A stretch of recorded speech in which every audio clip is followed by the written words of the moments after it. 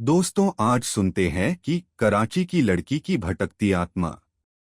कराची के गली मोहल्लों में पिछले काफी समय से नीली साड़ी वाली एक मृत लड़की को तथाकथित भटकती आत्मा के किस्से सरगर्मी से लोगों का ध्यान अपनी ओर खींच रहे हैं। कुछ साल पहले ताहिरा नामक एक लड़की एक दुर्घटना में मौत का शिकार हो गई थी, लेकिन उसकी हर बरसी के बाद पुलिस को यह रिपोर्ट मिली कि किसी नीली साड़ी वाली लड़की ने अमुक स्थान पर रात में किसी मोटर कार को रास्ते में रोका और उसके चालक से पास की जगह पर लिफ्ट देने को याचना की। उस लड़की से मुलाकात के एक दो दिन बाद ही वह कार चालक स्वयं भी किसी न किसी हादसे का शिकार होकर मौत के मुंह में चला गया। नीली साड़ी वाली इस रहस्यमय लड़की का पहला शिकार कराची का एक उद्योगपति हुआ। यह उद्योगपति आधी रात के बाद एक नाइट क्लब से निकलकर कार से अपने घर जा रहा था कि रास्ते में उसे एक नीली साड़ी वाली लड़की ने रोका। कार रुकी तो लड़की ने कहा, अगर आपको तकलीफ न हो तो आप मुझे मेरे घर तक छोड़ दीजिए। उद्योगपति इसके लिए राजी हो गया, लेकिन जब उसने अपनी गाड़ी उस लड़की के बताए हुए मोहल्ले में रोकी तो उसने पाया कि लड़की कार से गायब थी। उस नौजवान ने यह अनोखी घटना अपने कई दोस्तों को भी सुनाई। घटना के 3-4 दिन बाद ही एक कार दुर्घटना में उसकी मौत हो गई। इस घटना के कुछ दिन बाद ही एक मैकेनिक तथाकथित प्रेत छाया का शिकार हो गया।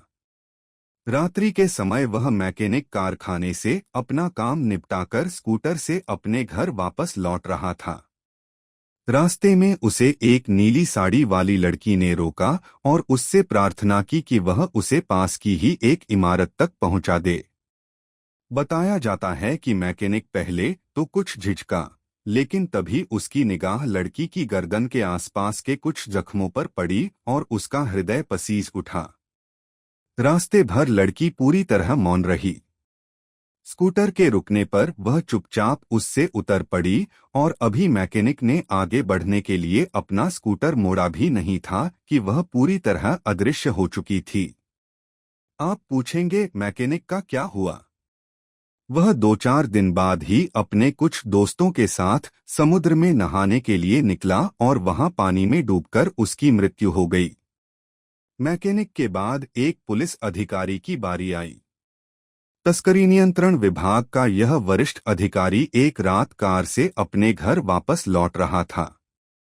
उसने देखा कि नीली साड़ी पहने एक लड़की उसे रुकने का इशारा कर रही थी। उसने अपनी गाड़ी रोक दी। उसे शक हुआ कि वह लड़की अपराधियों के किसी गिरोह से जुड़ी हुई है। लड़की ने उसे बताया कि वह एक दुर्घटना में जख्मी हो गई है और जल्दी से जल्दी अपने घर पहुंचना चाहती है। पुलिस अधिकारी को उसने अपनी गर्दन पर हुए जख्म दिखाए। आखिर वह उसे उसके घर तक लिफ्ट देने के लिए राजी हो गया। उसकी गाड़ी एक बंगले के सामने पहुंची। लड़की ने उसे वहीं रुकने का इशारा किया।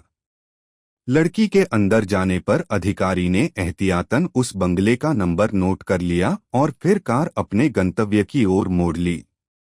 दूसरे दिन उस लड़की के बारे में आवश्यक जानकारी लेने जब वह अधिकारी उस बंगले पर पहुंचा तो वहां रहने वाले एक वृद्ध सज्जन ने कहा कि संदिग्ध लड़की का हुलिया बिल्कुल उसकी अपनी बेटी ताहिरा जैसा है। उसने बताया कि बरसों पहले एक दिन ताहिरा अपने भाई के साथ सैर करने के लिए निकली थी। आधी रात के बाद जब वह वापस लौट रहे थे तभी उनकी कार एक बिजली के खंभे से जा टकराई।